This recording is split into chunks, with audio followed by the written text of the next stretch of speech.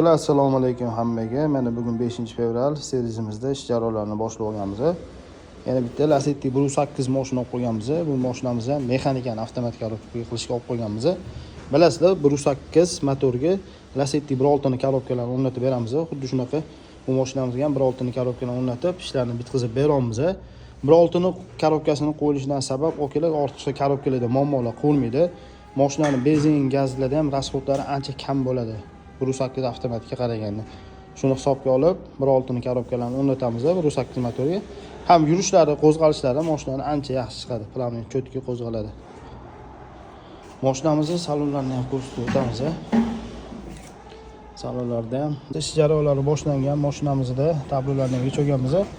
O'zini mexanika tablosida uni ekranni ko'rishingiz mumkin. Kichkina bo'ladi, avtomatda ekrani katta bo'ladi. Perinada yozuvlari ham hamma narsasi zavodskoyda chiqadigan qilib beramiz. Mashinamizni motor kompyuterlarini o'zini qoldirgan holatda avtomat programmalarni to'g'rilab yozib beramiz. Baratora yaxshi tortadiganlardan yoziladi, xudo xolasa.